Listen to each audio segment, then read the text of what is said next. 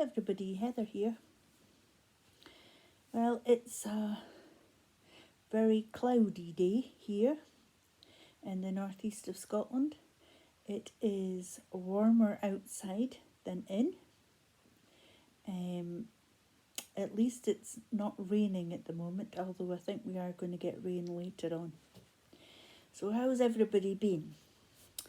Well, I got in my notice for my COVID vaccine and flu jab, and it's not till the end of November. I last had my COVID jab in January. I know that I have had, I think, 4 or 5. But it does seem an awful long time between jags. And considering that I am immunocompromised, I pick up infections at the drop of a hat. And I did shield for, I think, months and months and months. In fact, I realised what was happening with COVID originally, and because at the time I was looking after my mum, we actually went into shielding the week before everybody else, just to protect ourselves. And thankfully, I've never had COVID. But it does seem, I know, an awful long time to be the end of November to suddenly get your next COVID vaccine when you're immunosuppressed. Please let me know what you think in the comments. The Scottish Government did do a thing a few months ago where they said that they were no longer holding on to the details of people who were who had shielded.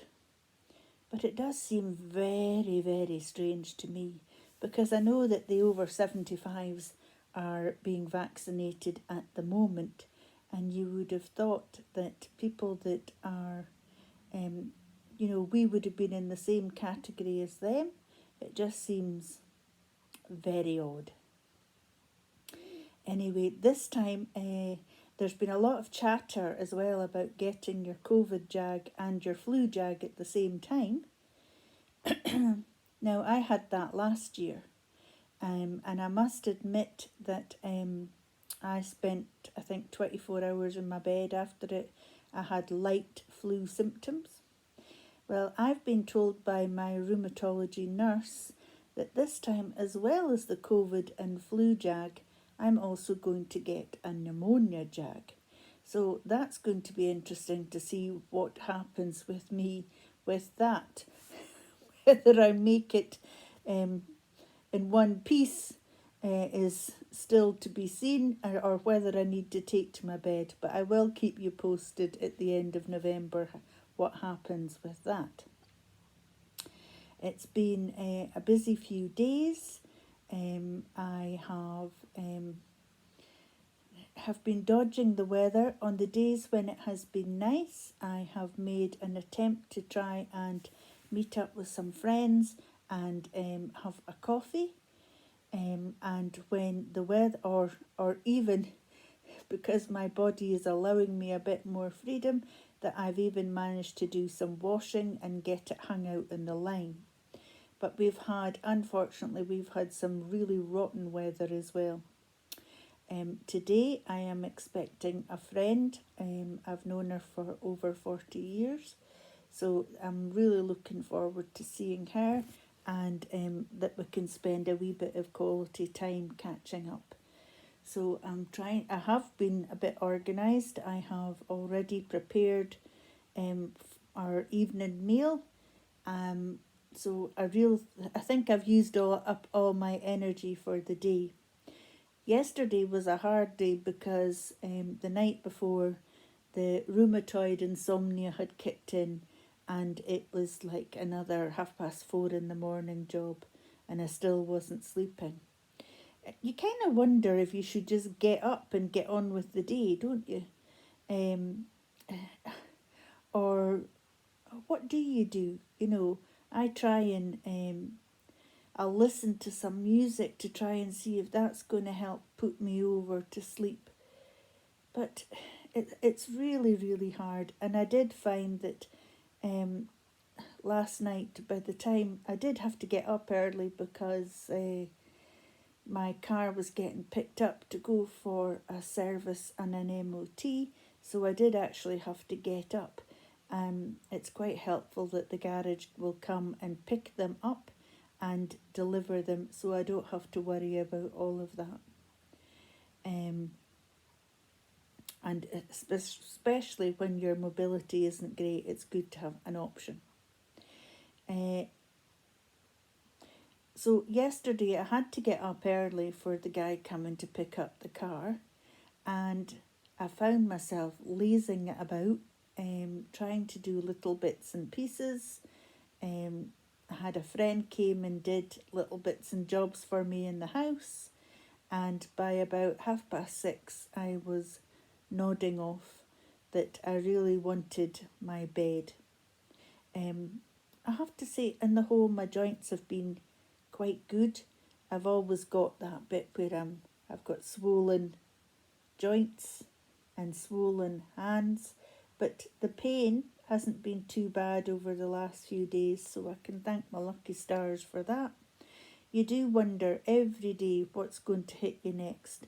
Is it going to be a swelling? Is it going to be, something else? And I'm sure that I've told you before that one of the side effects that I have with this drug is that we're more prone to infections, and especially the upper tract. So your sinuses, I get a lot of neuralgia. So I do tend to have at least 1 or 2 days of the week where it's sore even to touch your scalp, or you've got earache. And another one of the side effects that's really annoying is I get spots that just suddenly appear. Well, this week I seem to have in my inner ear, and it has been really bugging me, and there's not a lot I can do for that. So I just have to ride it out. There